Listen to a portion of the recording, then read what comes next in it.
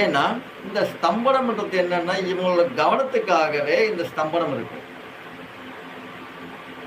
இதுக்கு மட்டும்தான் பயன்படுத்தியிருக்காங்களான்னு கேட்டா இல்லை. உடலுக்கான சத்துக்களுக்கும் தன் சக்தியை மீறி எதுவுமே வெளிப்படையாக செல்லாத இருக்கக்கூடிய இந்த சுக்லத்தை கட்டத்துக்கும் இந்த ஸ்தம்பனம் பயன்படுது.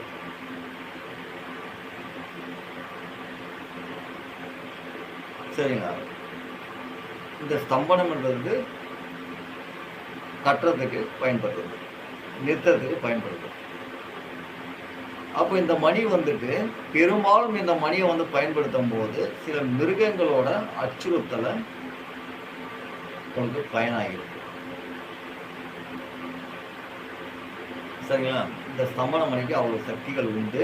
இதை இந்த ஸ்தம்பனத்தை பற்றி நாம் சொல்லிக்கிட்டே போகலாம். ஏன்னா நிறைய இந்த குழந்தைங்களும் நிறைய பார்ப்பாங்க.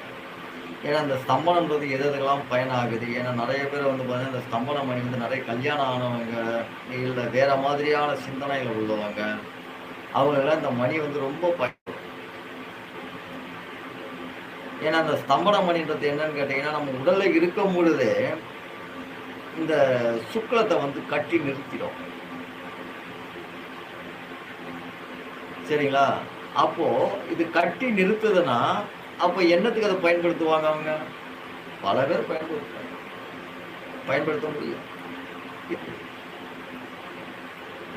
சரி, அவங்க கவனத்துக்குள்ள எந்த ஒரு மிருகமும் எந்த ஒரு துஷ்ட மிருகங்களும் அவங்களோட அருகையில வராம இருக்கிறதுக்காக இந்த ஸ்தம்பன மணியை அவங்க பயன்படுத்திக்கிறாங்க. பல வகையில இந்த ஸ்தம்பன மணி பயன் கொடுக்கும். சரிங்களா?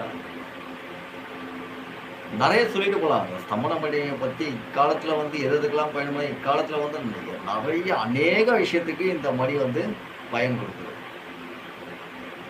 எந்த மாற்றமும் கிடையாது.